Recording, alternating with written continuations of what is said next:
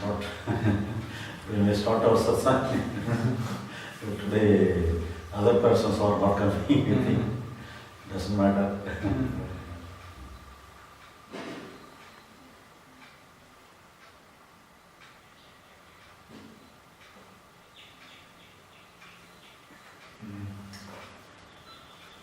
I have a question regarding the nature of this understanding. In a way, understanding that there is nothing to do and there is nothing to attain, there is conceptual understanding of this, and at some time it's very clear why, but it feels like in order for it not just to be a belief, a new belief, there needs to be a deeper understanding, seeing the whole mechanism, which for me helps when I just sit quietly and reflect on the self, this, in a sense. And I need to see the whole picture in a way, in order to bring this understanding, because otherwise it's just kind of another belief that I made upon myself. And so this is, it feels like a process that the understanding is getting more and more clear. But, I don't know if you see it this way or differently. So here, we have some idea about the spiritual world. So many philosophies, we come across many kind of philosophy, many teachings, many teachers. We come across sufficiently, and we, in taking into account of all those things, we come to a conclusion. Psychologically, there is no work. For the time being, we are all right. Our understanding looks very enough. There is no more necessity to go deeper. The superficial understanding is enough. But afterwards, some other school of thought may say some other thing. Instead of this thing, they may say some other thing. So then only we get disturbed. So that is the thing. So we have to keep our understanding undisturbed by the other school of thought. Otherwise, this understanding is superficial. There is no deeper layer is necessary. The superficial understanding is sufficient. Because the matter is very simple. Psychologically, we must be free. There should not be, whenever we get some philosophy, naturally we will have to work, we have to torture the functioning of our mind. Actually, freedom must be natural. We should not impose, we should not create. If we create freedom, it is not a freedom at all. It must be natural. So when we stop our work there, everything will be natural. So here our understanding will be all right in all respect. And we have to have a conclusive idea that it is enough. When we will conclude this understanding that this is enough, this understanding is enough, then we will not, no more doubt, will not doubt the understanding. So the doubting the understanding is the destructive one. But we need not go deeper than, there is no deeper layer. Only superficial level of understanding is enough. There is no deeper layer. For example, 2 plus 2. If you add 2 with 2 is equal to 4. It is very simple and there is open. There is no secret behind that. It is very open and evident. But somebody come and say how it is possible if you add plus 2 and minus 2, then it will become 0. It will not, no 4 will not come. So if they disturb our understanding, well, then we will get disturbed. So actually the matter is very simple. 2 plus 2 is 4. It is very simple. But unnecessarily we include many kind of ways, many approach. They may, in some respect, they are correct. Because many people are interested about yoga process.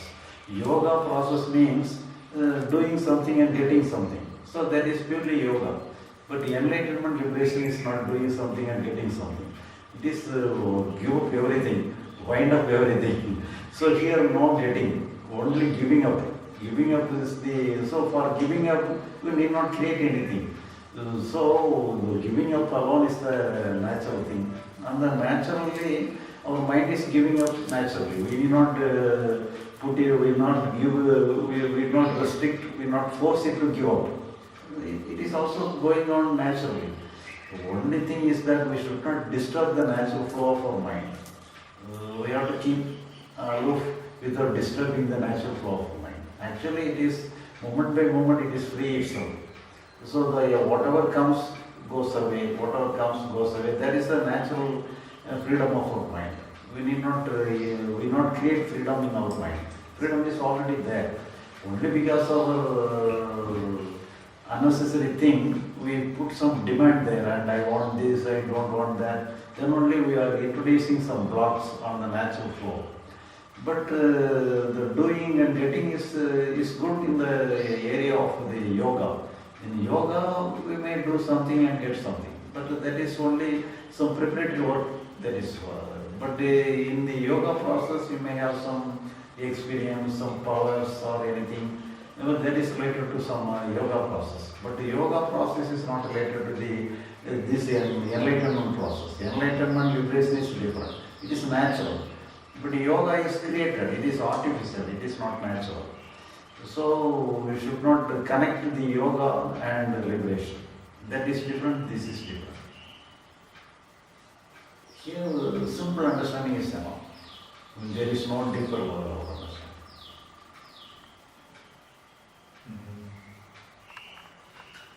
Regarding this interference of the mind, so it's sometimes not very clear what is the natural happening, because there is a habit which is dysfunctional habits that happening, and on top of it, which is already kind of interference, and on top of it there is more interference. Okay. So it's not clear. There are many layers, like there is unpleasant experience, and there is automatic resistance to it, and again resistance to I need to let go, and there is another resistance. There's many layers of interference.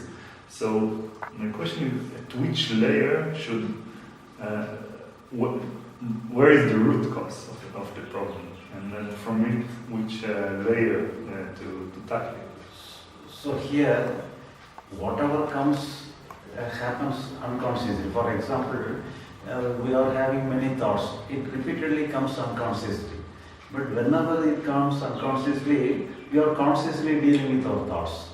And we need not worry about the unconscious happening of our thought. So you need not worry about, there may be many layers within ourselves, we need not worry about that. How many layers it may be there, we need not worry about that. Whatever comes, let it come. But here, in our part, is there any duty in our part? We are having some limited scope in our thinking process. The natural happening is thought. Our conscious attempt is thinking. So thinking alone is in our hand. Thought is not in our hand. Thought happens on its own. But the unconscious layer, some different kind of layers may be related to our thoughts. The thoughts may it may emanate from the hidden layers of our psychological structure. But we need not worry about that. Whatever comes, the expressed one alone, we know, we feel. So whenever we feel something in the form of thought, then we enter and we make it as a thinking. So, and we correct the thinking, or we take hold of something in our hand and we work out of that thought. For example, whenever we are sitting, some thought may come. Whether we have to go to mountain, or whether they have to go for a walk, or go to for a shopping, some thought may come. We cannot understand where from it emanates. It comes. So, but we recognize of the arising of the thought, we recognize the thought and the details of the thought. So the thought may suggest either we may go to mountain, or to Ramashram, or to some other shop, it may suggest many things, and we select for ourselves. The selection is thinking process, that is the intellect process. The thought is mind, and the selection is intellect. So the thinking and intellect are same.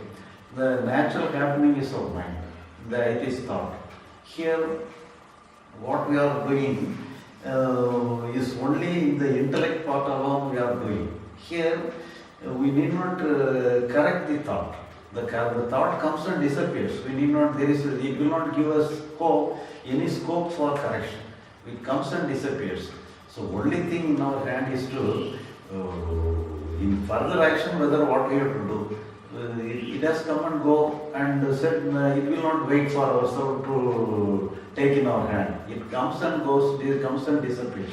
So afterwards, the thinking process and the intellect process takes some thought. Either just we can decide, just we can go to the mountain, and we can decide like this. Then we can proceed like this.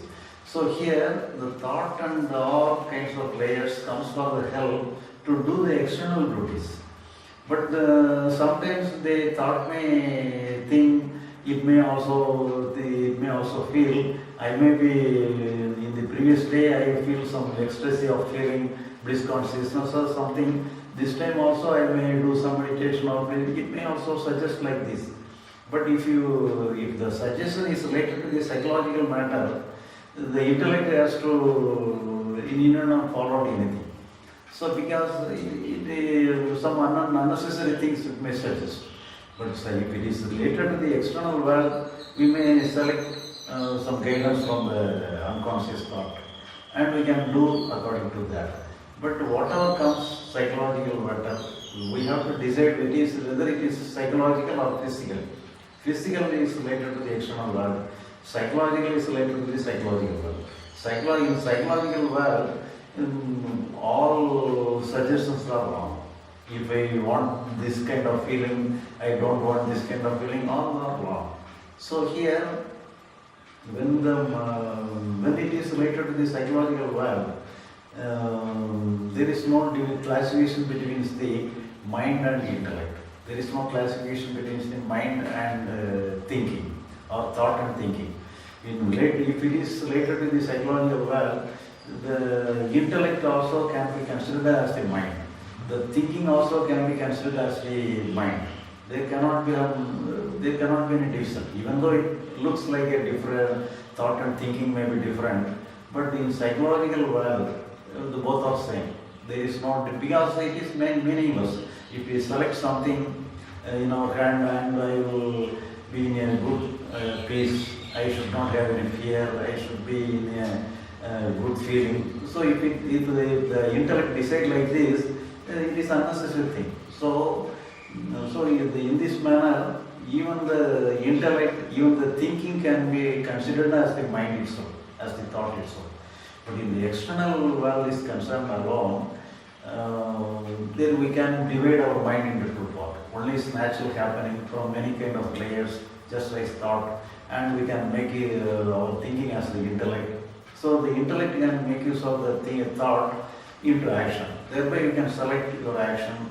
Either you can select to go to mountain, or select to go to the temple, or select to go to some shopping or for walking. Then thereby you can make use of the thought into action. For that, the intellect is necessary. But the intellect is unnecessary with related to the psychological world. Psychological world is concerned, our thinking process, our intellect process is not necessary. So when it is not necessary, we can be considered along with the thought itself, along with the mind itself. We need not divide our mind into intellect part and mind. Both are same. And so in the psychological aspect, both like intellect and mind are same, both mind. Yeah. And so now the mind, the thought, says a lot of things. And I need to let them be, don't touch it in a way, don't try to fix anything. But sometimes there is interest in it. Again, probably interest by the mind itself, and it picks the thought and trying again to believe in this thought and believe this is a real problem and the wheel starts again. So again it's psychological and let it be the cycle like that. So here we take our thought as an unconscious happening, but we are take our intellect as a conscious happening. Because we are doing consciously, we are making use of our intellect consciously, but we are not using our thought as a conscious one. It is unconsciously happening. Here, even though we are making use of our intellect as a conscious one, we have to treat it as an unconscious one. It is a happening. It should not be considered as a doing. It is a happening. So we are treating the thoughts as a happening, but we are intellect as a doing. But in the psychological world is concerned, whether we are doing consciously or unconsciously, we have to take it as an unconscious happening. Whether it is doing for yourself or it is a happening on its own, we have to take it as an unconscious happening. Even though it looks like a doing, looks like a conscious work, but it has to be considered as an unconscious work happening. For example, in your dream, you may work many things. On your own volition, on your own effort, you may do many things. But totally it is a dream. It is not a waking state. In this way, whenever it is related to the psychological world, not related to the external world, in this way, dream is also a purely psychological world. There is no external world. So in this way, the matter is purely psychological. There is no external relationship. So it can be considered as a dream itself, where doing and happening is same. There is no difference between doing and happening. There is no work and happening, and there is no conscious work or unconscious happening. There is both are same. Just like in the dream, the waking hours are also the same. If it is purely related to the psychological world, not related to the external world. So if the dream is related to the external world, we can make use of some work. But no work. The dream is not related to the external world. It is purely psychological. So in this way, if our demand, our interest, or everything is related to the psychological world alone, it can be considered as a dream itself. So in the dream, whatever work you are consciously doing is a work in the dream itself. It is not a natural, it is not a actual day-to-day life work. It is a dream work. So I take it as an example that I have some understanding of this teaching, and yet there is, I see some desire to, there is a belief that this understanding is not complete, and there is a desire to need to understand. I need to understand. And then, because of this belief and this desire, there is some frustration that comes. So I don't need to take care of nothing, not the desire, not this belief, and not this frustration that comes. All of it is happening. I don't need to address any of it. But here, you have the chance to verify the working working status of the understanding. If you satisfy with this understanding, it will work, it will function, it will give you a release. You will not, the struggle will not be there. You will have the flow. Then you will, if you feel the flow, then you will feel the quality of the understanding.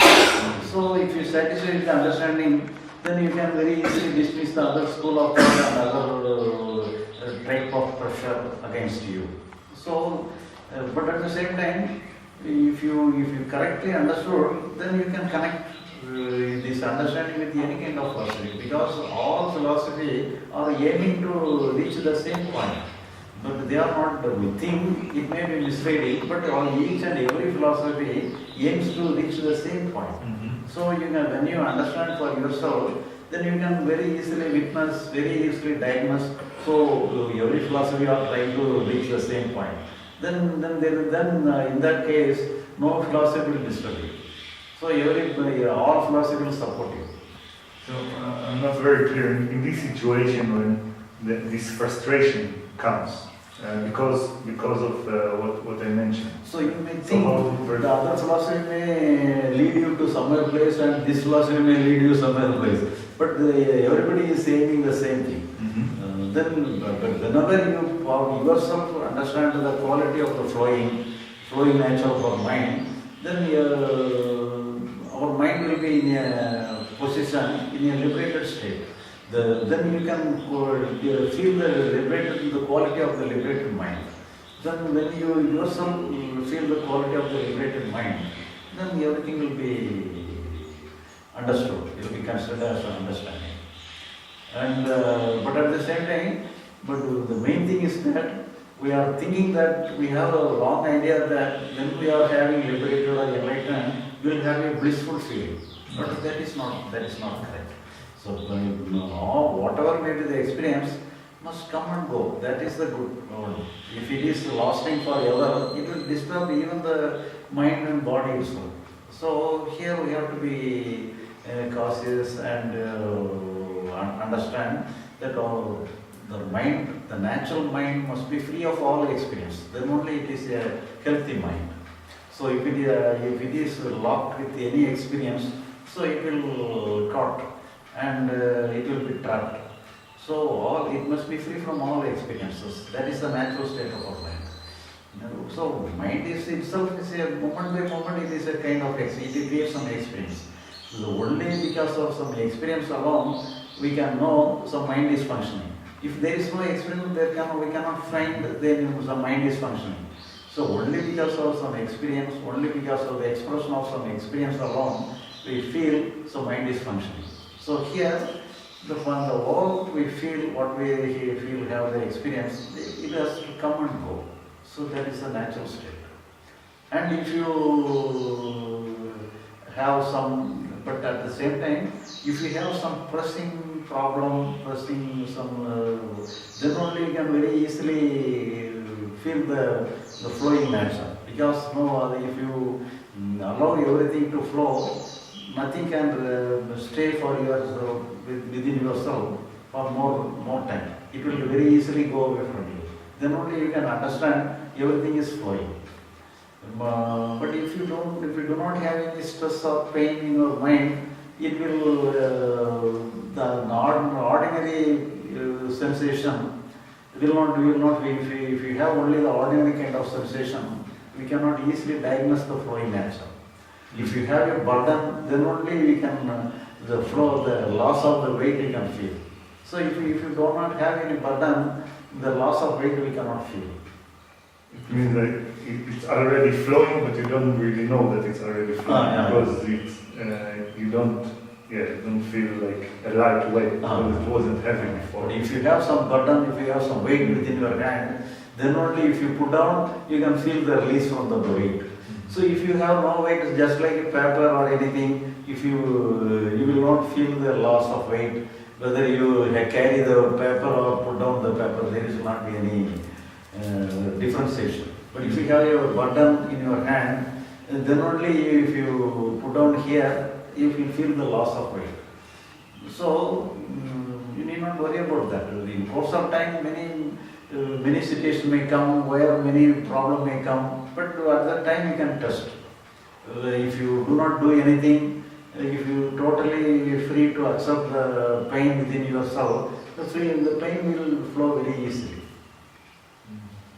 And previously it will not go like that. You will be repeatedly thinking, it will be repeatedly giving energy to the problem.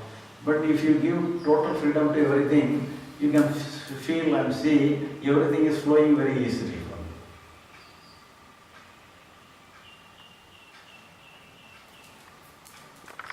To problems that seem to appear in relation to external world. I feel that when I feel this burden or this struggle, when I have a situation related to an external world, but the inner really feels not supporting the situation. It can be many examples. You can, I don't know, be in a conversation with someone, or someone tells you something, and instead of you want, the appropriate thing is to be there and listen, but in the same time, if in the inner start to have thought about worries or boredom or judgment, many, I don't know what, then it's, in a way, conflict with the situation and what needs to be addressed. Because there is someone who opens his heart or whatever, and there's a need to be present and listen. And then I feel there is a conflict, some uncomfortableness, and wanting for, like, this is interfering what I want to achieve. So here, the other day also I have cited an example. When we sit in our house alone, some lunatic person entered. And when on seeing the lunatic person within our house, we may get angry upon the person. If we get angry, and he will shout in anger or angry words, and he will go away from the house. Sometimes when he enters into our house, instead of anger, we may get afraid of him. We may have some fear about him. So if we have anger, we can shout in angry words. But if we have fear, we cannot express angry words. But in that condition, what we do is that we will go away from the house and seek the help of the neighbors.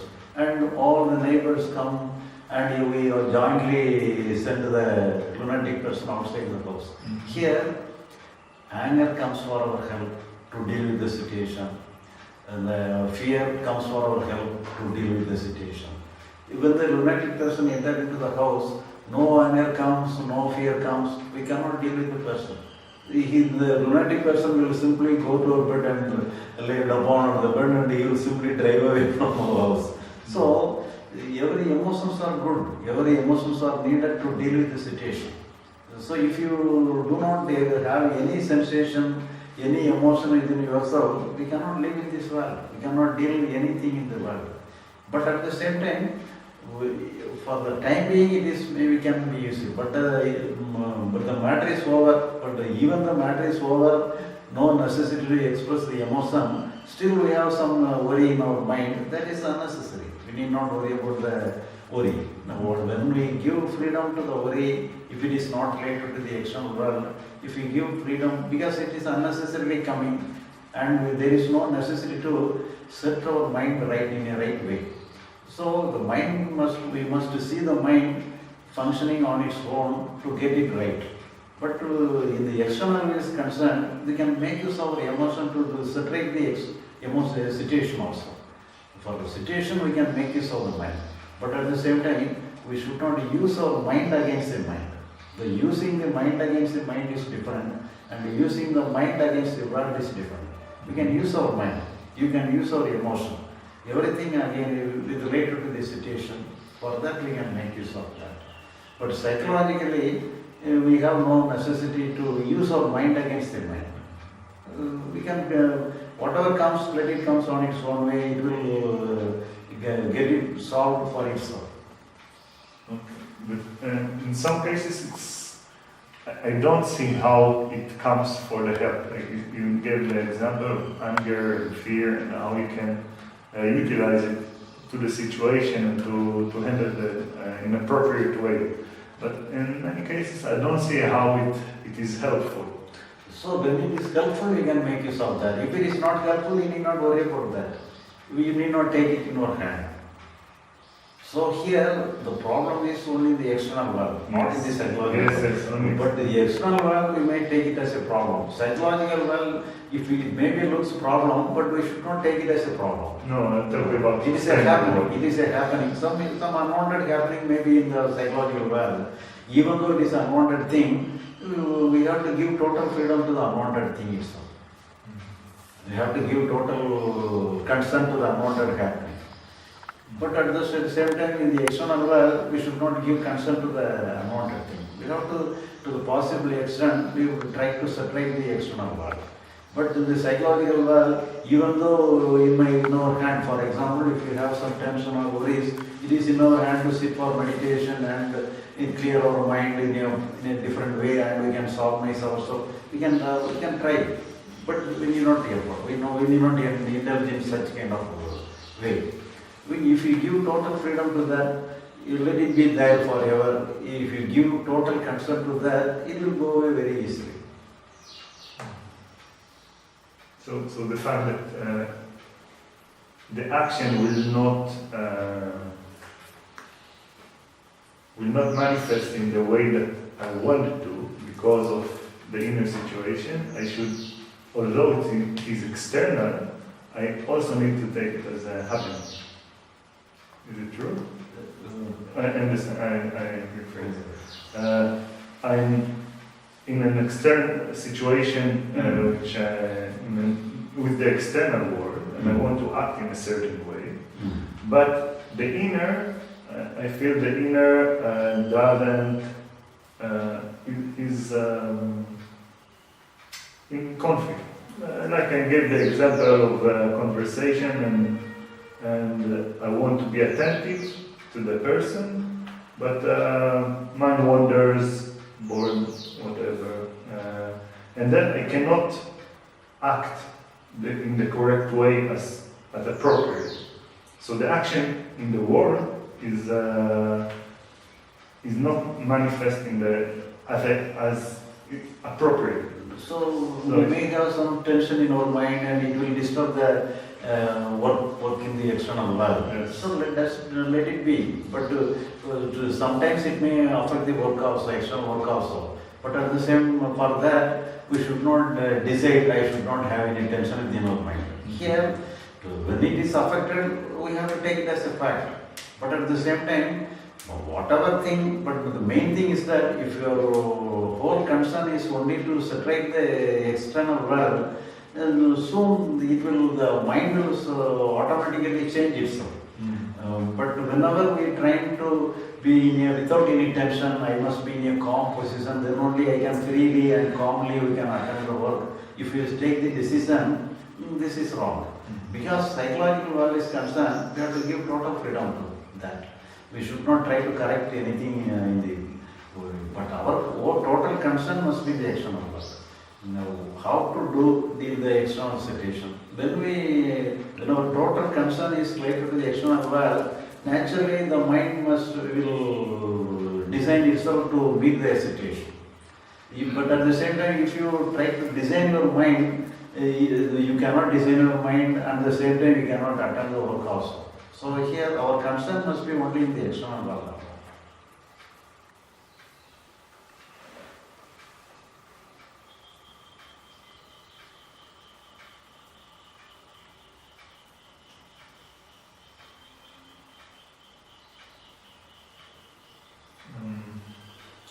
One point that I think I know the answer, what you suggest, but a lot of time when we speak about meditation is about trying to create some experience. And in my mind, meditation is just sitting silently and let whatever comes come, whatever goes go. Like not trying to experience anything, but to be with whatever is, in a sense. And when I sit in a formal way, then it's kind of a doing meditation, but it's just a way for me to get more in touch with this flow, as opposed to when I'm interacting with people and then I don't think about any of this, and my mind can get caught. Many things can. I may interfere in a way. And when I sit and meditate, I feel much less interference and just letting flow. So it is just like giving key to a toy. When the key is there, the toy will act, and after the key is over, it will. So for the time being, it will be all right. But it is only for the beginners. Mm-hmm. For the beginners, we can make use of meditation or make use of some technique or anything. But afterwards, we can find out no techniques is not necessary. We have to put it in a natural way. So here, our understanding alone is enough. Mm-hmm. So here, we need not interfere with the natural function of our mind. And this understanding itself is enough. We need not sit for meditation. But doing meditation, it is different. But for example, when we are having some boredom or anything, we will switch on some TV or some music, play some music, or go for a walk. So this is we are having some amusement. So in this way, you can amuse yourself through meditation or anything. That is different. But at the same time, if you use your meditation to deal with your problem, so it is not good. No, it's not dealing with the problem.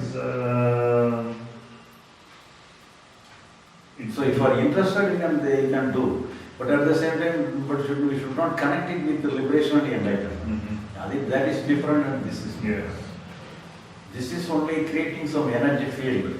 And the energy field, whatever good energy field we are creating, it will go disappear very slow. Even though it's a meditation which doesn't try to create no energy field, just be with whatever is happening. So anyway, it is a kind of tuning of our mind. Mm-hmm. But the tuning of mind, we do not manually tuning. Yes. We have to give it a auto tuning. The mind is tuning automatically. We need not tune itself. Mm-hmm. It will respond in a better way. It will tune itself. But whenever we are trying to tuning, we have to try to create some good noise alone, good music alone. But naturally, it will create some necessary for times or for example, sometimes some bad feeling also necessary. Anger is necessary, fear is necessary, but you will never tune to create anger. You will never tune to create fear. You will create only peace. But naturally, the natural process will create many things. It will create, sometimes anger is necessary, fear is necessary. Whenever you have some fear, then only you will find some escape from some danger. If you don't have any fear, you will not escape from the danger. So everything is needed. But we will never tune fear. We will never tune anger.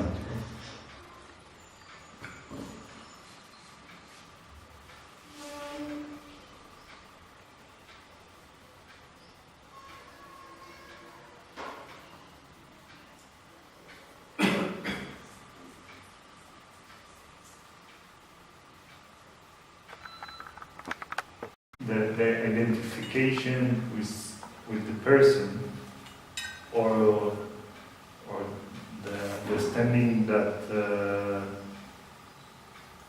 I'm not the person, his presence or whatever word, absolute, whatever word I can use for it. Is it part of the understanding, or is it?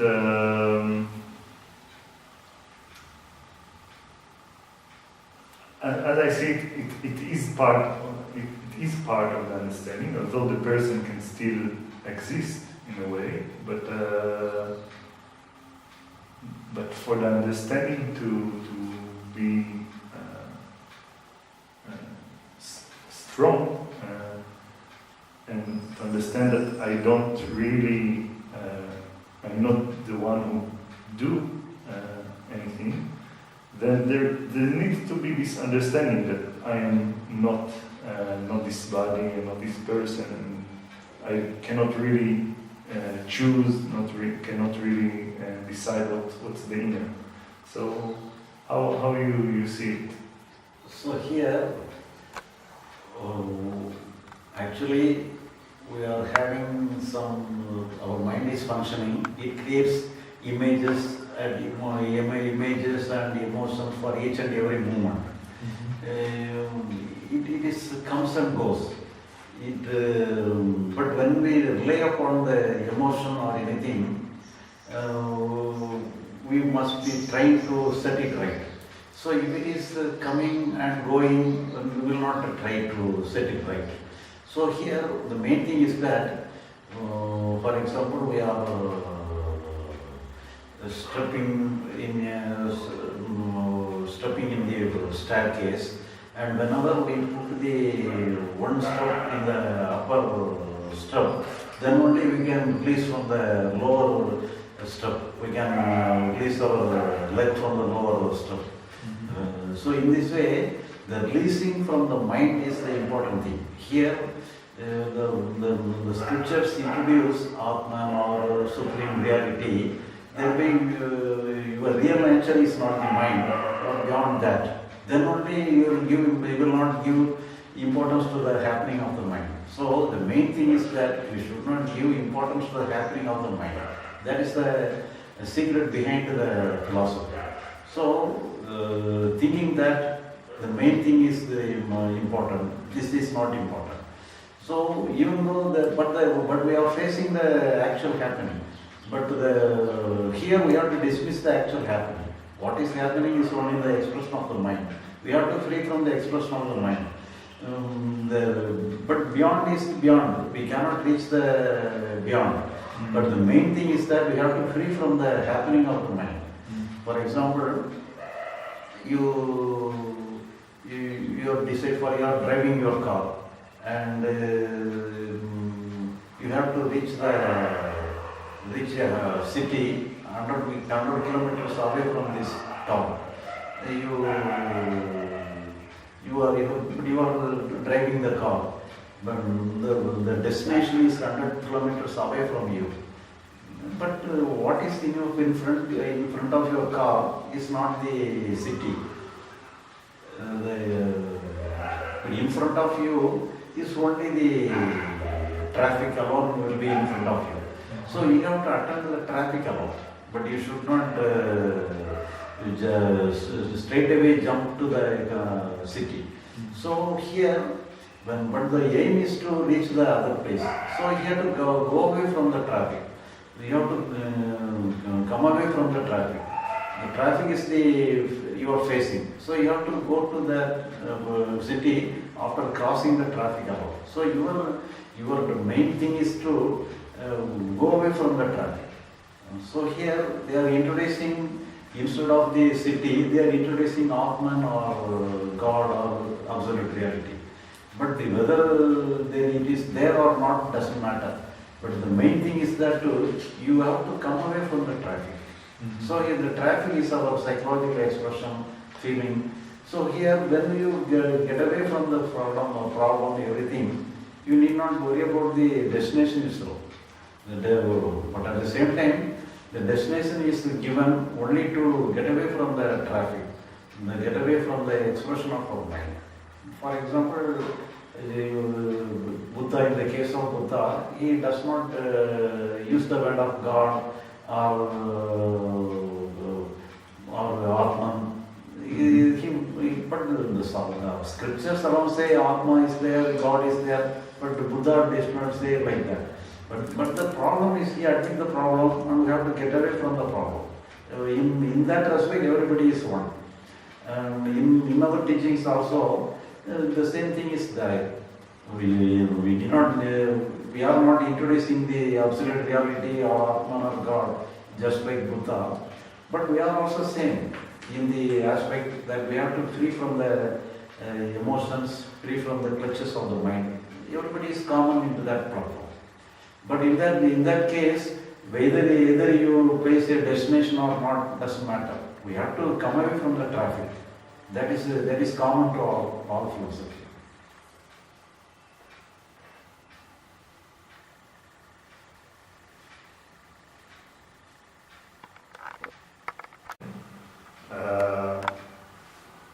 Treat it just as a happening. Because we do not know, because the thought cannot conceive the destination.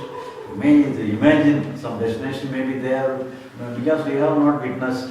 Somebody may promise that some destination is there. Because of that, we may think some destination may be there. But what we have to do now, we have to be free from our mind. We have to solve the problem of our mind. But when you solve the problem of mind, then you will not need, no need to deal with the destination. Because actually, the destination itself is to solve the problem of the mind. That alone is the real destination.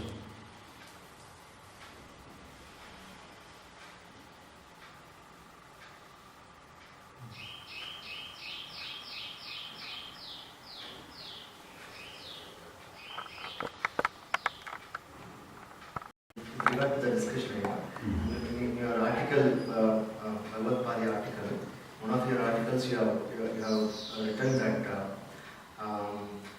the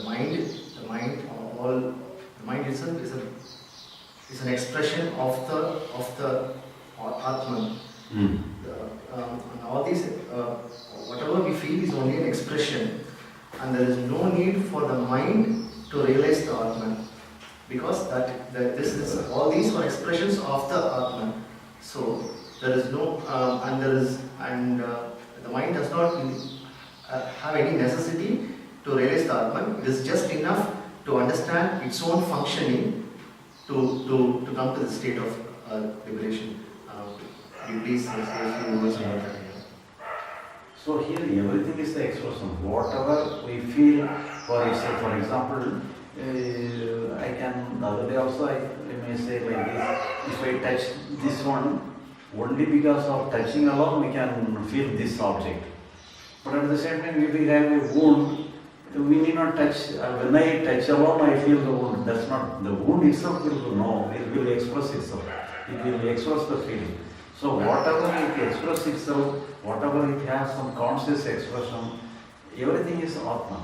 Atman is has some consciousness. Atman is nothing but consciousness. Whatever we are conscious of something, in the name of sorrow, in the name of pain, fear, everything, it consists of itself. Nobody can touch, yes, I am touching you, you are having some sorrow. We cannot touch and find out, oh, when I touch you, you feel you have some sorrow. We cannot find like this.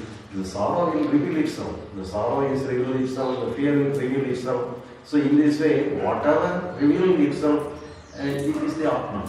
It is the consciousness. So all consciousness is Atman. But apart from this expression, there cannot be any specific expression of the Atman itself. But we think there are some specific expression of Atman, and we will have the specific expression of Atman. There cannot be any such Atman like this. For example, we are having tongue. The tongue is the expression, whenever we put sweet, it will express itself in the form of sweet. If we put some bitter taste, it will express in the form of bitter taste. If no article is put in our tongue, it will not express anything. But at the same time, it has some expression, but no expression will be there. Silence alone is the expression. No expression will be there. No expression is the natural state. So in this way, the real state of our Atman is without any expression. But whatever we feel in the form of expression, it is only a portion of the Atman. It is not the totality of the Atman. So nobody can feel the Atman itself. So whatever we feel something, it is only a kind of some limited expression.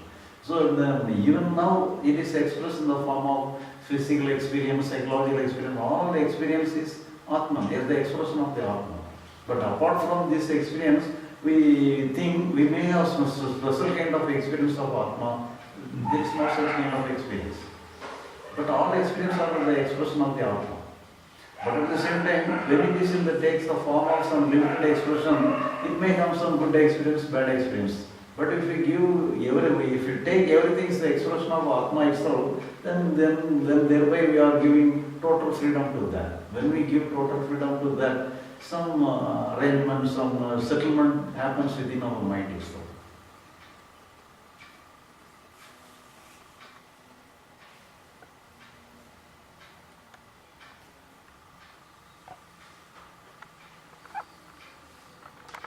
Natural state. Silence means the feeling of silence is not at all silence. If you feel the tongue, it is not the silence of the tongue. It is become unconscious. The unconscious state is the real silence. If you are conscious of silence, it is not the real silence. The unconscious thing alone is the real silence. If you are conscious of something, that is not the real silence. So if you feel the tongue, it is not the real silence of the tongue. Without any expression. If it does not have any expression, it is the real silence of the tongue. So it is for the time being, we may think the Atma is there, it is having some, it is conscious, it is the original state of Atma is a consciousness. But just to understand, we can use word like this. But actually, we cannot conceive anything beyond our expression. What we feel is only the expression of the Atman. But apart from the expression, we cannot feel anything. So if you feel something, that is only the expression. So we can infer something is beyond our expression. It is only inference, it is not the actuality. It is not the actual experience.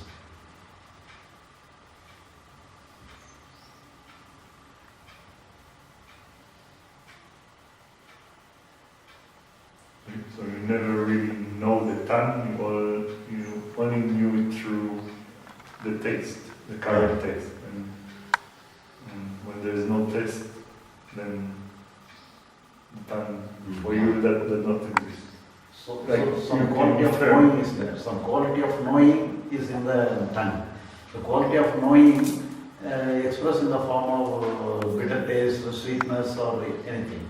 But the quality of knowing is the original state of our tongue. So in these scriptures it says, chit. Chit means the pure knowing. The pure knowing is chit. The chit is the original state of our Atman. Atman is chit. Chit means the pure knowing. The pure knowing will not be having any expression. So whenever it is knowing something alone, we have, that means we have some expression. Is this the same as the I am, or this is the one see the I am come and goes? The I am coming goes, and it is also the expression of the mind, not the Atman. But the Atman alone is the reason for everything. It comes through our mind and expressed in the form of I am. But even the I am is also kind of expression. It is not the original state of our Atman. Atman is even beyond that.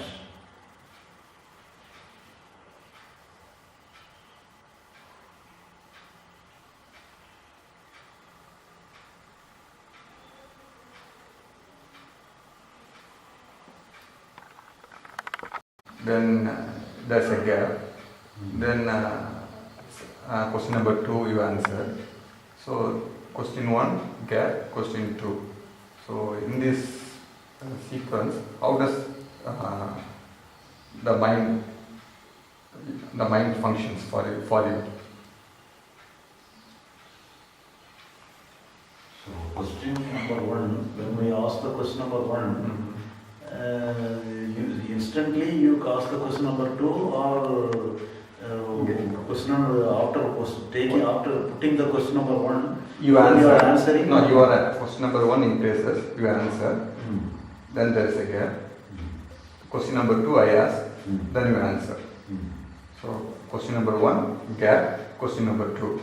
In all these 3 states, what's the process of mind happening there? For myself or For the you. questioner? For you. So the first question is attended. I make the mind ready to make the question. So when somebody asks the question, I put the question into myself and have some thought, the answer in the form of thought, and I express the thought. But afterwards, some relevant thought may or irrelevant thought may come and go. But I may notice or may not notice. Some thought process may be there. It may be relevant to the situation or not. I don't know.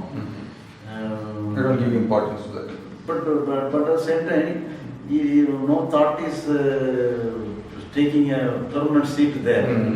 It moves. So, but at the same time, when another question was put, my thought becomes silent and becomes empty, and receive the question and put the question within myself, and some relevant thought comes from my mind. So, and I express the thought into 4 words. Okay, fine. Can you same thing and explain in Manolaya and Manolaya Nasa terminology? Where it is Manolaya and where you are in Manolaya Nasa? So, Manolaya means all expression, whether it is in the form of thought or whether it is in the form of expression, attending, everything is Manolaya. Without the Manolaya, no action is there. So, attending question, answering question, everything is Manolaya. Okay. But after the Manolaya is only the expression. Whenever it is expressed, the matter is over. So whenever the first question is over, then we come to the next question. So when the first question is over, the Manolaya becomes dissolved. The dissolution. The gap is Manolaya Nasa. No, not that. Maybe take like that, but then another thought may come. So in between the one thought and the another thought, it may consider as the Manolaya Nasa. But immediately another thought comes. Okay, so we can't take that, for example, question number 1, you answer for 5 minutes. There is 2 minutes gap. But 2 minutes gap is not Manolaya Nasa. But here, instead of using the word the gap, the dissolution of the thought itself is the Manolaya Nasa. Not the gap. Not the gap. Not the gap. So what the thought comes and disappears. The disappearance of thought is Manolaya Nasa. Even in the first question answering, after every thought there is a Manolaya Nasa. Yeah. The thought is the Manolaya itself ending in Manolaya Nasa. So this gap is not very special with the Manolaya Nasa. Gap is not important. But it looks as if some speciality is there between. No, the gap is not important.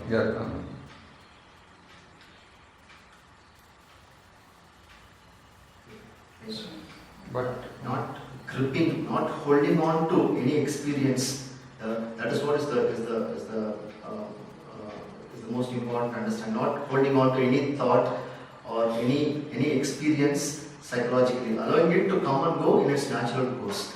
So is that the way to look at it? So, whether you hold it or not, it will come and go naturally. It has to go. But it is repeatedly coming the same thing. It will repeat itself. When we cling to it, it will repeat itself. Even in repeatance itself, some Manolaya Nasa is there, but the repetition is there. Because of the repetition, some unnecessary word is formed. So when we don't grip any experience, so it is allowed to come and go on its own. So without creating any word, it is flowing naturally and disappears.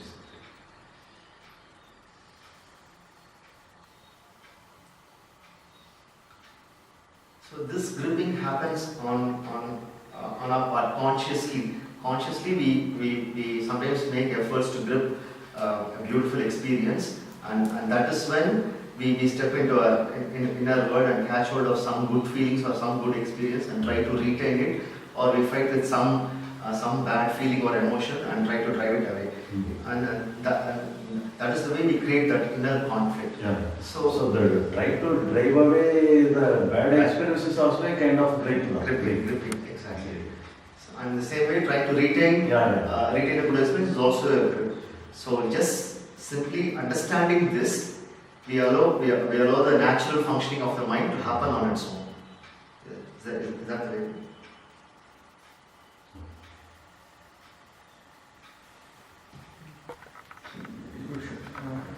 for example, Manolaya means we can use the word desiring, the word, for example.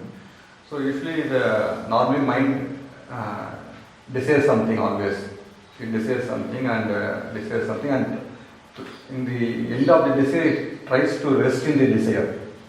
So usually the mind rest. It thinks that when I fulfill this desire, I will have a peace. So I will have a permanent rest. So when I get a house, I will have when this desire gets fulfilled, I will have a rest. So mind tries to rest in the desiring thought. So that is Manolaya. So there is no rest possible in the Manolaya, in the desiring thought. But we cannot name the rest alone as Manolaya. Even thought itself Manolaya. Whatever happens in the form of thought, emotion, everything is Manolaya. Laya means some shape. Yeah. So the thought is having some shape, emotion is having some shape, even the rest itself is having some shape. So whatever is having shape, it is Manolaya. No, rest. See what rest I am trying to equate with Manonasa. For example, I have a desire. The desire takes some shape and try to fulfill. After that, some instant, it tries to take some shape and try to fulfill. So in between, there is a rest. That is Manonasa.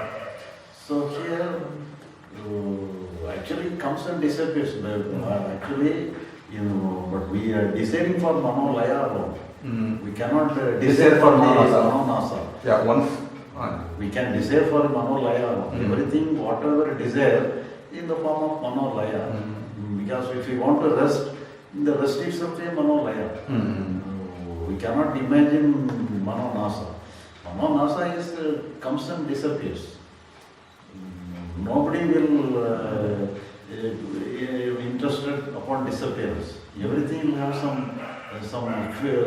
something, some concrete thing. Everything demand. So if nobody interested to be disappearing. What I am trying to say is, initially I had desires and I will try to fulfill the desire and I will think I will have a permanent rest there. So I will try to rest in the desiring. So the mind will show some desire and it will promise that you will be fulfilled So we may desire upon your pleasure and the pleasurable situation we want to retain. To retain a pleasurable situation, you may like. That means having the pleasurable situation always, that means it is a kind of Manolaya. So in that kind of Manolaya, we are always interested. But here, that is the natural functioning of our mind. But here, whatever you may try, it will go away from you. So now I don't take this promises of the mind seriously. So when the thought comes, it comes with the desire. Go and fulfill this desire. You will be restful. Now I don't take this desire as a real one. So where I am resting, I want to know. So I don't. So place of rest means it is an imaginary thing. There is no place of rest. So comes and goes, that alone happens. So the happening comes, happening disappears. That alone is there. There is no place of rest. So flowing alone is there.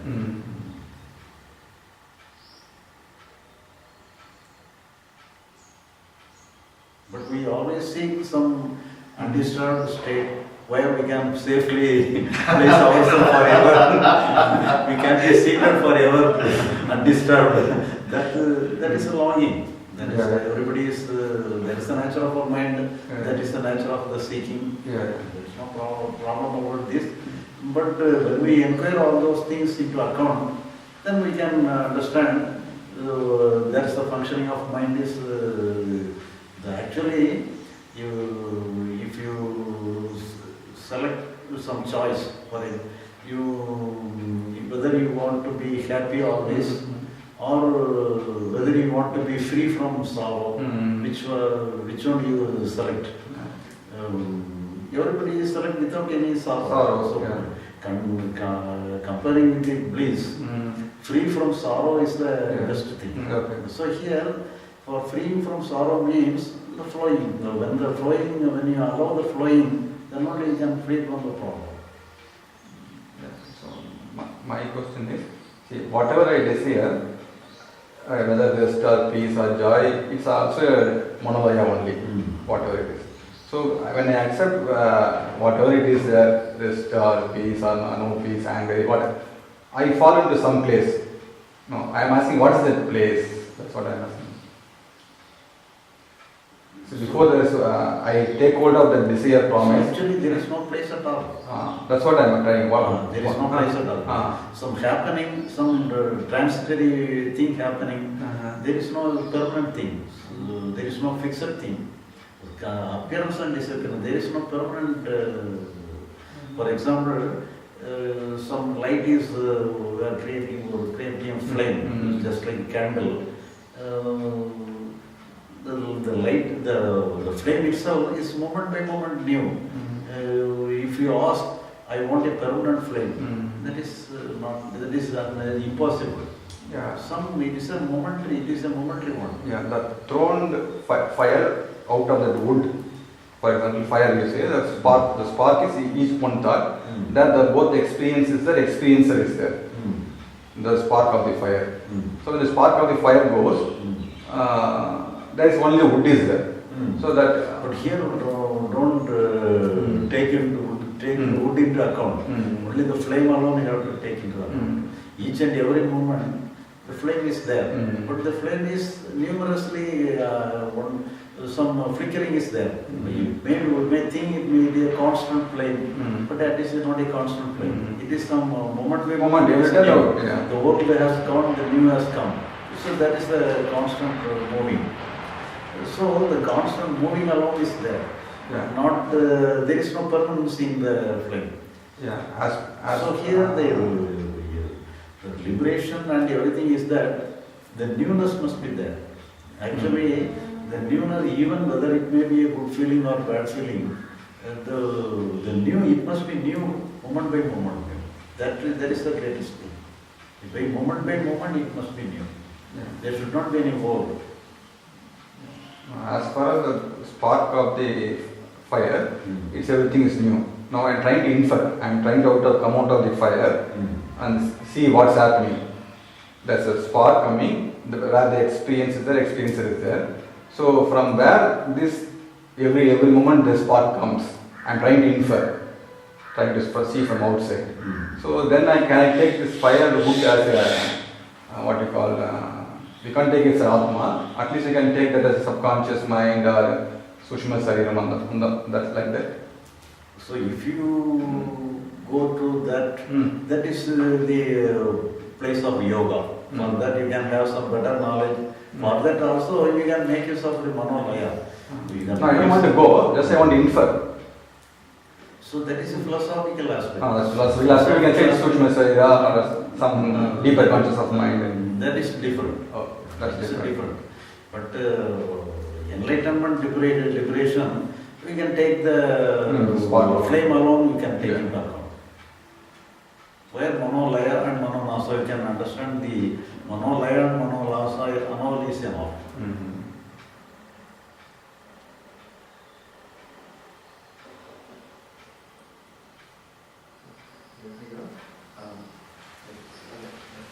This discussion, I'm able to clearly see that we are able to see the arising of a thought or feeling, and then the next thought or feeling comes. But we don't clearly, but we fail to understand or note, we fail to understand that the previous feeling which appears has already disappeared. Now it is very, very clear that each feeling comes. We are aware of the arising of the appearance of the feeling, but we don't notice or understand. We don't understand that it disappears also in a fraction of a second. The earlier feeling disappears, and then the new feeling arises. Since our focus immediately comes to the new feeling, we feel there is a continuous process of thoughts, feelings, or emotions, and we feel as though we are stuck. But the truth is that each moment a feeling comes, feeling appears, it disappears.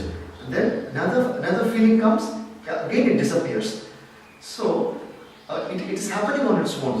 So it is the nature of the happening. Nature of the mind itself is like that. So just this understanding will allow us to come to the conclusion that the mind functions on its own, and there is no need for us to do anything. So and that allowing the mind to flow like this, that is manolayana. But here, the main thing is that we have to understand. The understanding also a kind of manolaya. But this manolaya helps the manonasa.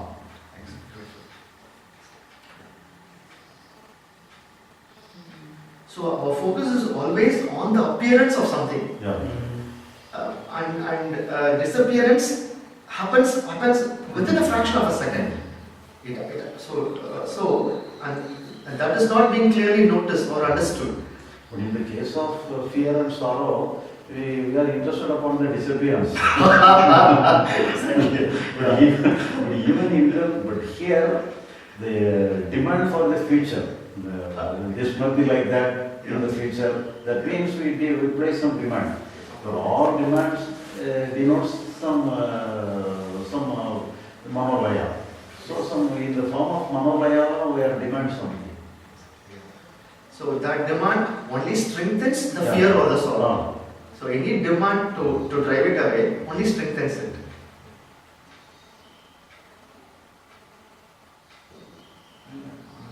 Same, continuously that same thing. As you said, a single thought comes where it has both experience and experiencer. So the next thought comes where it also has experience and experiencer. So whether I am liberated or not, so everything is going to be individual thoughts. So how the experience in the first thought is able to feel the previous experience, whether in the body's chemical reaction or in the memory, how it carries away. With two completely distinct thoughts, how it is able to connect these two things. You ask the question once again. I never follow. அதாங்க இப்போ ரெண்டு தனித்தனி தாட்டுனா தனித்தனா இந்த ரெண்டாவது thought எப்படி இதோட கனெக்டடாக feel பண்ணுது, பழைய தாட்டு வந்துச்சு எப்படி ஃபீல் பண்ணுது, மெமரி வச்சா இல்லை பாடி ரியாக்ஷன் வச்சா chemical.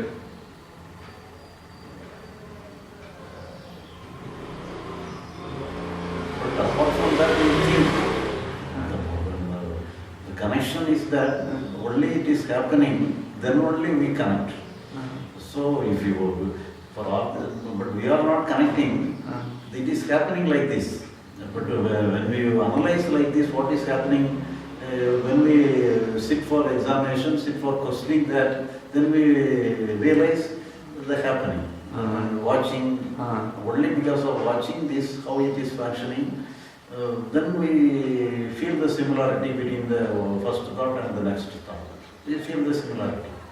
Yeah, for that some common database should be there, where the previous thought experience should be recorded and the current thought experience should be recorded, and I should be able to go and see the old database and connect it. But here we are having the conscious mind. Okay. So each and every moment, some conscious mind and unconscious happening is clubbing together. Okay. So each and moment some unconscious thought comes, the next moment some conscious attention to discriminate this and that. So everything joins together, conscious mind and unconscious mind going together. So where the conscious mind, if it wants to know anything or analyze anything, it takes everything into account. It refers the memory. The conscious mind alone refers the memory. But the unconscious mind is just like a happening. It may be related to the memory. It is continuous. Unconscious mind is a continuous one. Continuous one. And conscious memory also, conscious mind is also, it is also, because we are conscious of everything. But both are saying coming as a parallel line, both are coming. The one thing also coming, the other thing also coming. If you say conscious mind is a continuous one, Then you should not say that two thoughts are two separate, distinct entities. But same thing, but it appears like that. For example, some light is there, when the light is one side, the darkness is other side. Just like that, everything comes like that. Some unconscious word comes as a thought. The next moment we recognize that how some thought is there going on. We feel the recognition comes in the conscious mind. The happening happens in the unconscious way. Okay, so In the first part, it comes in the unconscious way. In the second part, become conscious. So when we are conscious of our thought, the thought becomes conscious thought. That is the second part. But if it is purely unconscious, we do not know whether we are having thought or not. So unless we recognize something, we cannot feel we are having thought. So whenever we have some thought, it may come from unconscious level. But whenever it arises, the next moment we feel we are having thought. The recognition is conscious. So what I can understand is, the unconscious is able to relate to old memory, all those tips, all those stuffs, and brings So we cannot account the unconscious happening because we do not know where from it is coming. Okay. So only because of the conscious part alone, if you want to know, if you want to imagine or find out, then we can sit and where I have this thought, where from it has come. We may think, we may question like that. But the thought will not question itself because it is a happening. Each and every thought is a happening. It will not sit for, because it comes and it disappears. So only because of the disappearance of itself, the conscious mind takes the role. So again and again unconscious thought, conscious recognition, unconscious thought and conscious recognition, it comes one after another. So in this way it is moving like that.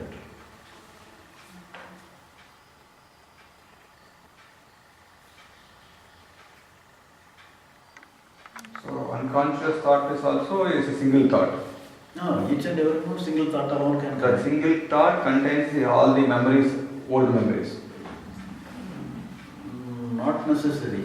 No, not all. Whatever it likes, it can take. But it comes from the memory, so it will have some relationship with the external thing, some previous thought, previous situation, some relevant situation it may Okay, okay. I thought it's a new thought, means I thought it is fresh, it doesn't have any memory. Even the old memories comes in a form of new one. New thought doesn't mean it's a clear thought. No. I thought each and every moment new thought comes. New thought doesn't mean it's clear. Every new thought can have old memories also. Old memories.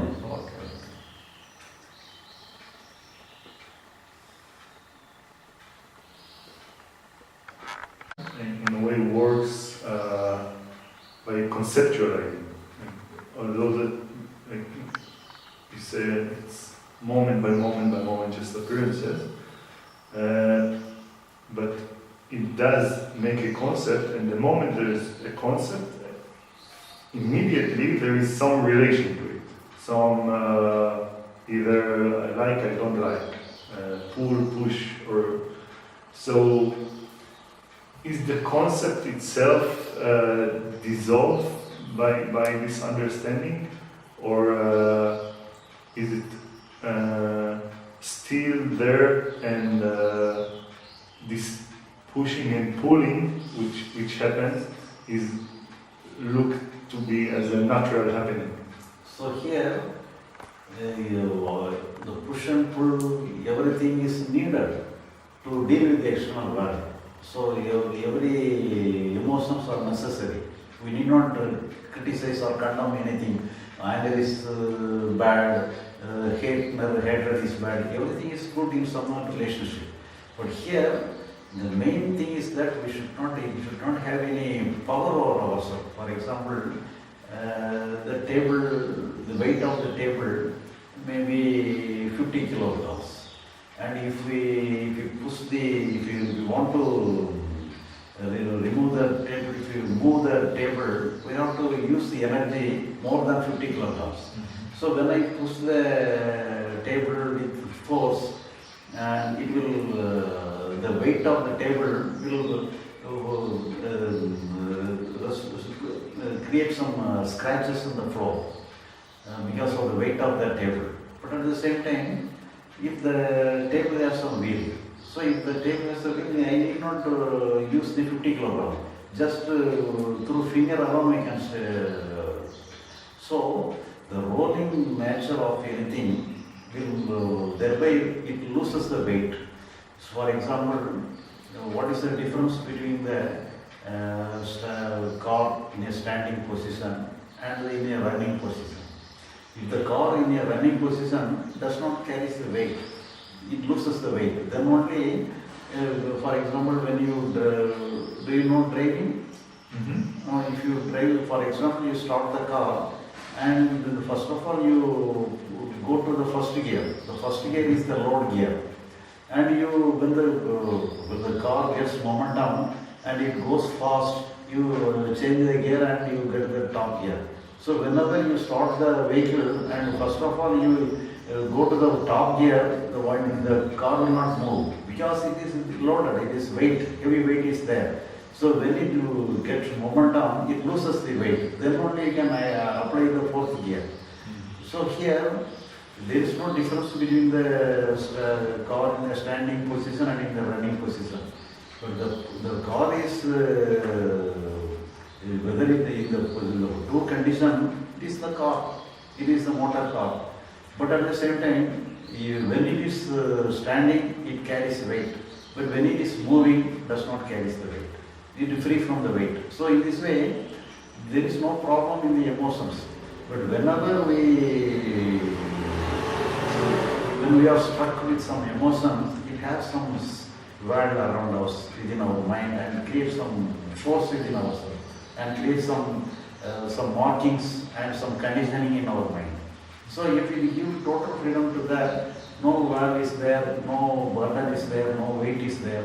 Even though some emotions are there, the emotion will have some different dimension.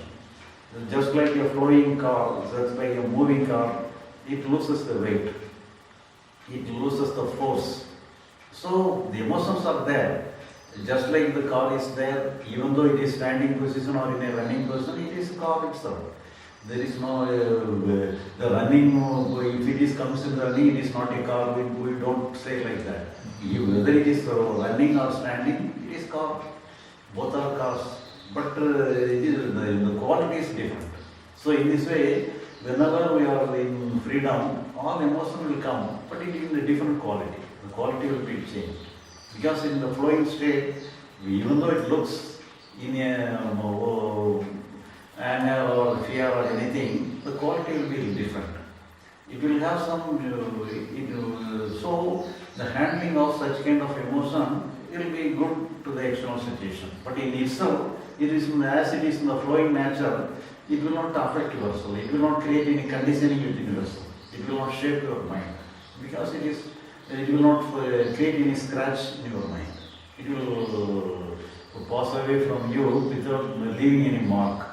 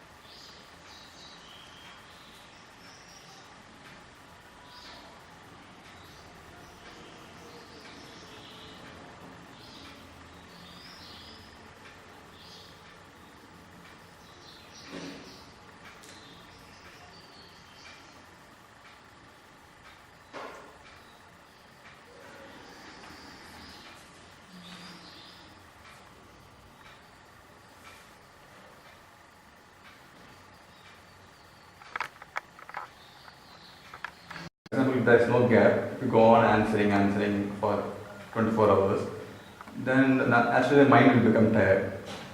So it needs some rest. So whether I am answering question or not, it will be always a moment. So each and every moment, so actually our thought occurs each and every second, 60 thoughts occurs.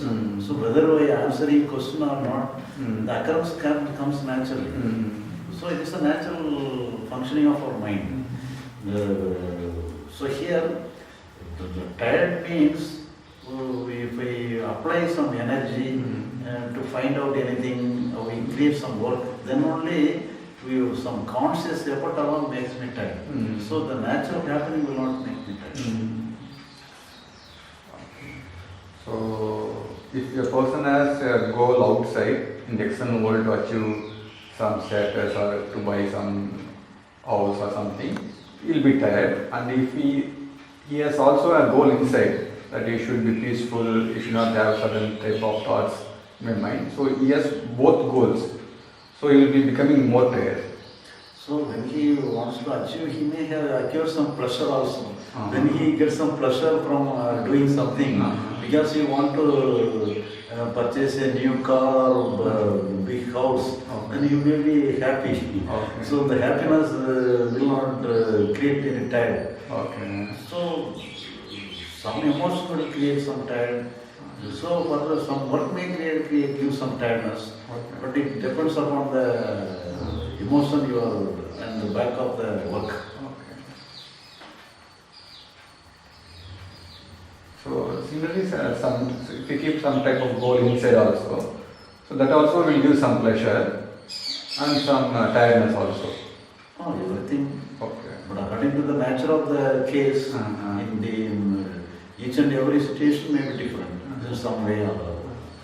Some emotion, we may give some tiredness, or for example, if you have some sorrow or fear, it will also create some tiredness. At the same time, if you are happy, it will create some energy within you. So in this way, everything may happen like this.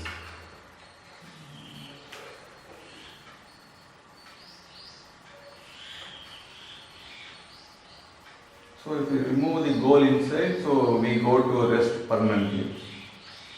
Remove the Goal inside. In inner world, we don't demand anything that I want peaceful state or samadhi or something like that. If I remove a goal from the inside, you will go to liberation. That is rest. That's what they say. So here, psychologically means, if you select a goal means, we are selecting emotion. This kind of emotion I must have always. So that is against the nature. So we cannot hold any emotion like this.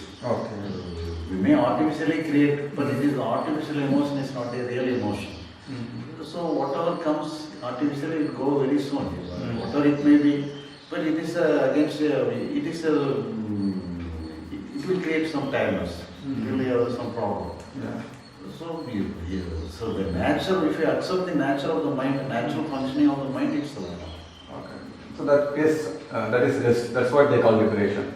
Liberation.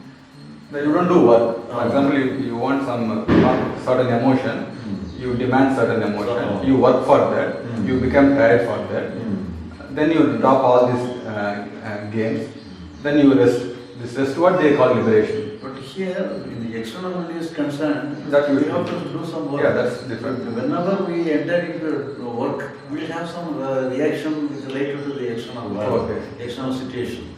Naturally, we will have sometimes the external situation may create some good feeling or bad feeling. But it doesn't matter. But whenever we have the idea, we should not have any good emotion forever. I should not have any bad emotion for me. So whenever we restrict ourselves psychologically, we are psychologically free. The restriction we may place in the external world. This is a good thing we can do. This is a bad thing we cannot do. So externally we can place any restriction. But the same restriction, if we place in the psychological world, I must be like this emotion I must have, this emotion I should not have. If we apply the same rule within ourselves, then we are blocking the natural flow. Psychologically, we must give total freedom to that. Whatever comes, it must be natural. Either we must accept everything is created by God itself. All happening are the creation of God.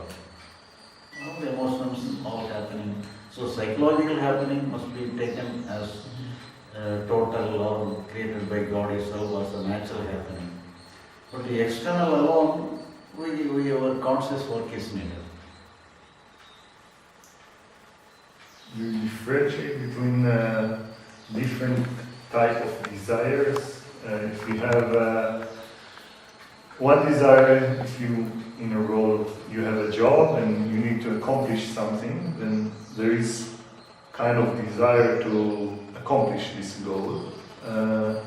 Another kind of desire can be attain money for my security, or meeting someone to complete me, or which is different type of desire in order for me to feel better.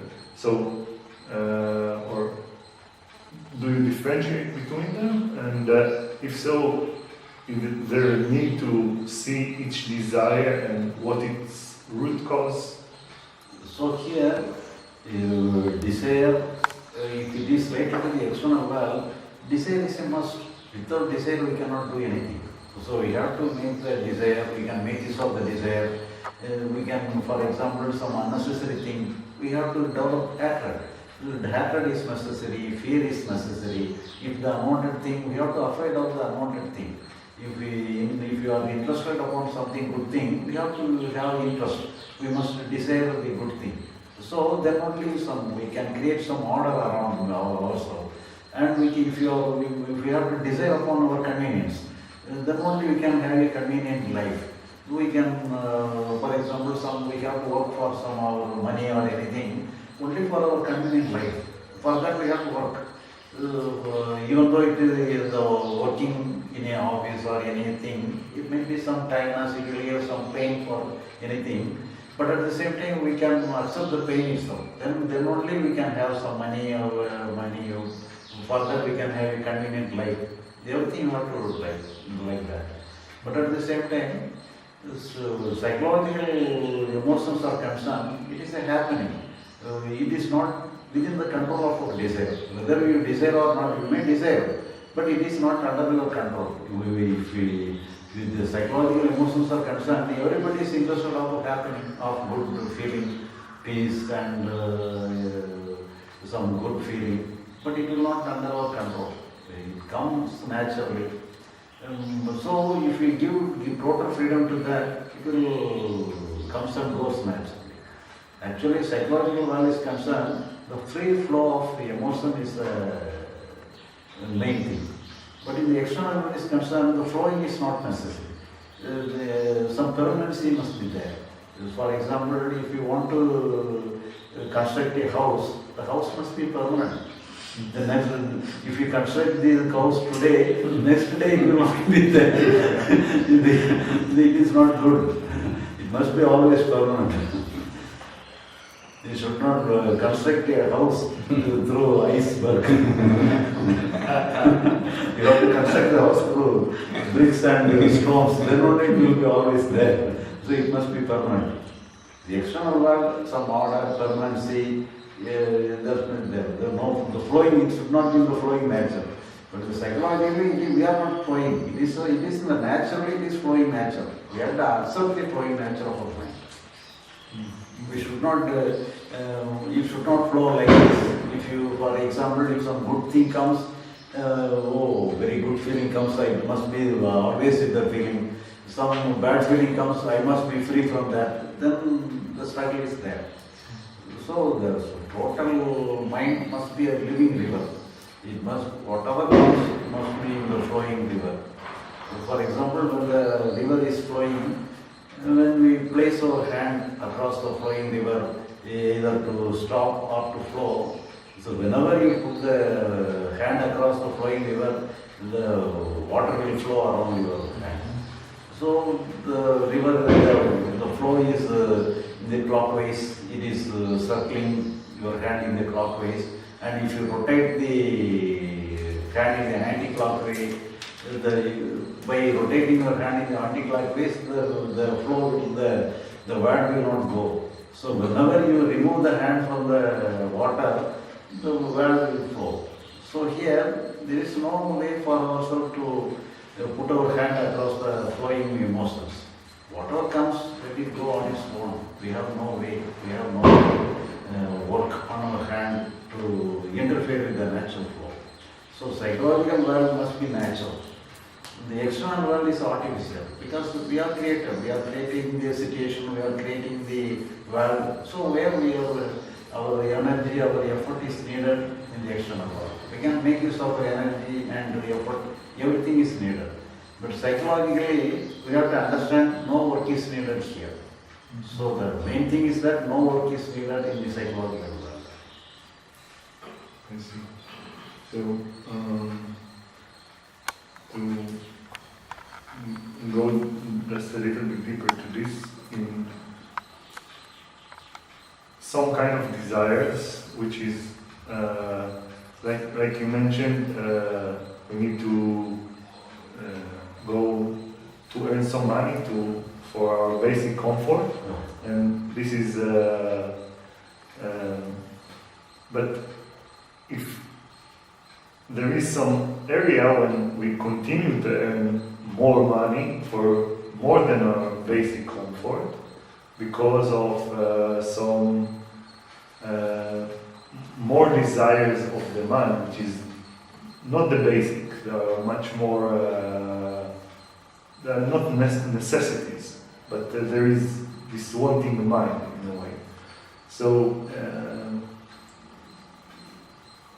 Is this related to? So I wonder how you look at this kind of desires. This is desires that come from not really things that need to be addressed in the world, or it is considered to be psychological. But here, this is the external one is the order and the demand for money, more money, less money is regarding to the social order. For example, you may have some limited money is enough for your convenient living. Yes. But at the same time, sometimes we may find some loss in our work or anything. So the regular income may be affected. So if you have some savings in your hand, so you can manage the situation. So for that, so more money is required.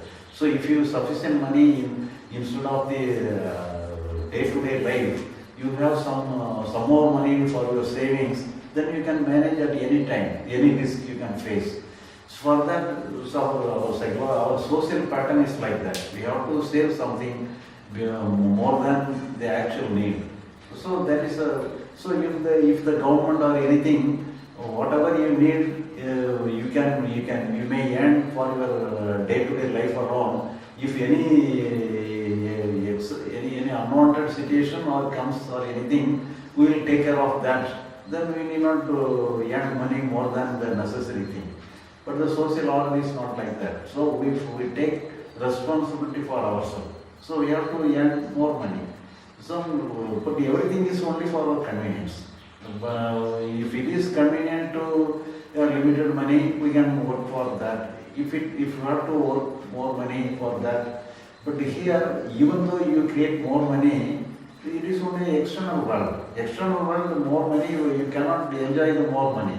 So whenever you have the money more than the required amount, you will utilize for anything you can help.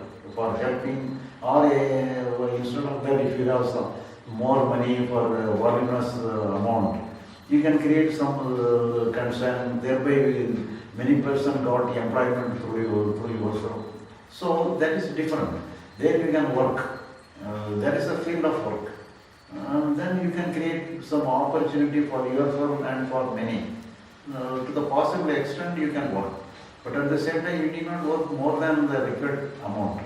And to the required amount, if you intelligently work, you can generate money for yourself and for the others also. But psychologically, you have to understand no work is necessary. For that, the external world alone is the real world. And in the real world, you have to work for the necessary thing. For that, you can intelligently think what is necessary and what is unnecessary. For the necessary thing, you can work. For that, you can decide for that. What I point at is sometimes we have a sense of lack, even though we have more than enough. It can be in money, it can be in love, it can be in anything. And this sense of lack brings a lot of desires that I need to attain this, I need to attain that. And it's all thing that comes and goes, like in the external world, but it's not real happiness. So it's related to the external world, how my mind tells me that I need to do it, but when you go deeper to what's the reason for that, you see that there is nothing, it's not real, just a sense of lack. Lack means L-U-C-K? L-A-C-K. Lack. Missing. Emptiness. Something is lacking. Lacking. Understand? So this sense of lacking brings a lot of desire, and this lacking is not real. It's just a sense that exists, and it can manifest in many things in our life. So this type of desires that arise, how you So, view them? for example, if you have the feeling of lacking, it will create some pain in yourself. Yes. So the pain is necessary to do some necessary work. So you can make it positively. You can make yourself the pain in a positive way. If you don't have any pain, you don't mind the work itself. So the pain is necessary. Then only you will work. Otherwise, if you don't have any pain, you won't work. So to activate your work, some kind of pain is necessary. But if it is necessary, for example, you are sufficiently inspired, even after sufficient yearning, some lacking, some pain is there, you don't mind, you need not mind that. So you can take it as a psychological matter. It is not related to the physical one. Okay.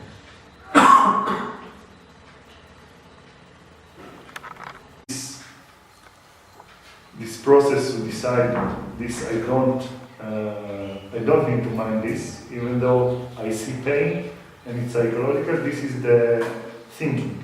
It's not the thought. This is the intellect, which make this decision and say, okay, this is psychological and I don't need to address it. Psychological means mind about, not Yeah. intellect. Yeah.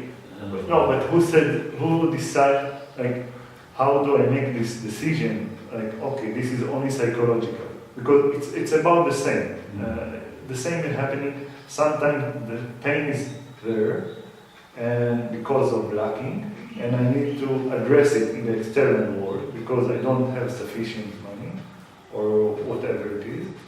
And sometimes there is something who said, no, there is enough. The same experience, the same sense of lacking, but there is something who said there is enough. I don't need to act. This is psychological. So who makes this decision? Isn't it this intellect? So if it is related to the external world, so really that means logical. The intellect is logical, related to the facts, whether it is good enough or not. So you are logical, you use your logic mind, whether our yearning and our demand are enough, or more than some necessities, some future in case of problem, this is enough. So we may have some problem in the future. If the earning may not be enough to meet the future problem, So, if in all respect, even in the future problem itself, so this amount of money we are having is enough, then instead of that, if it is beyond the limit, the pain is beyond the limit, then we can take it as a psychological one. Then it is not related to the physical one. And after this decision was made, every doubt that comes, I consider it as mine. Here the main thing is the intellect is the taking the role. When it is related to the external world and facts, the mind can be considered as the intellect. So it is only some struggling repeatedly, I want this, I don't want that. So if it is murmuring like this, we have to take that as a mind itself. It is not intellect.